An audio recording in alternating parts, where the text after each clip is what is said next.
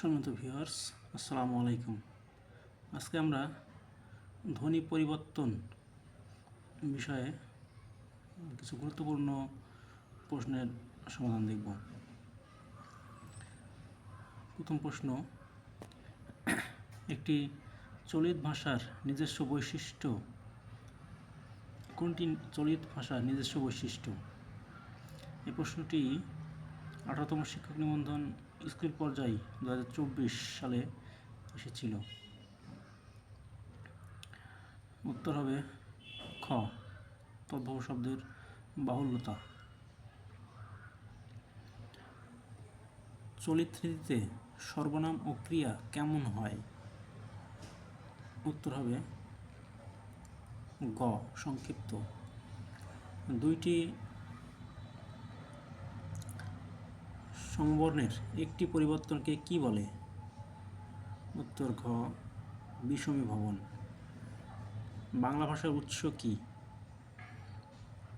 উত্তর হবে খ, বৈদিক ভাষা। সাধু ও চলিত রীতিতে অভিন্ন রূপে ব্যবহৃত হয়। উত্তর হবে ক, অব্যয়। কোনটি ধ্বনি বিপর্যয়ের উদাহরণ? উত্তর হবে গ, পিশাচ থেকে পিচাস। 7 নম্বর প্রশ্নের উত্তর, রত্ন থেকে রতন হওয়া ধ্বনি পরিবর্তনের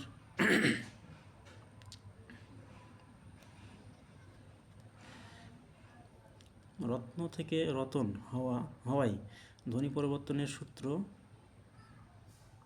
তবে ক, স্বরভক্তি।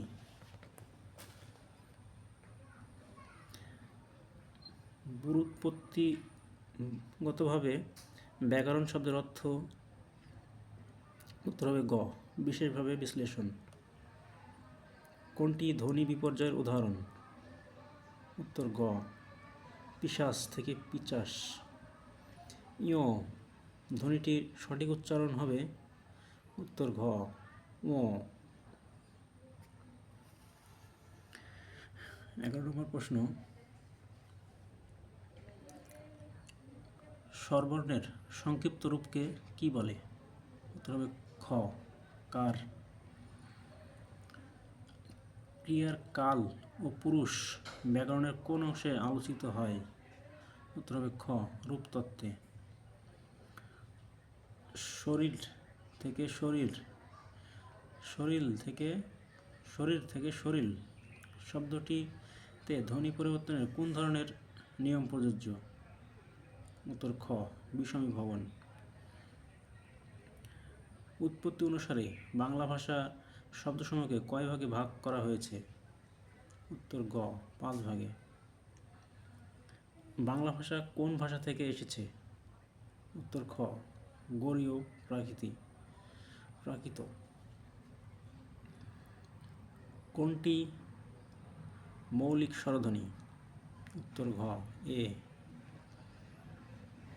বাংলা ভাষারীতির কয়টি রূপ? উত্তর ক, 2টি। অদ্য শব্দটি কোন ভাষারীতির উদাহরণ? উত্তর খ, সাধু। কোনটি ওষ্ঠধ্বনি? উত্তর ক, ম। কোনগুলো দন্তধ্বনি? উত্তর গ, ত, থ, দ, ধ। কোনটি ধ্বনি বিপর্যয়ের উদাহরণ? উত্তর গ, লাফ থেকে ফাল। আসসালামু আলাইকুম।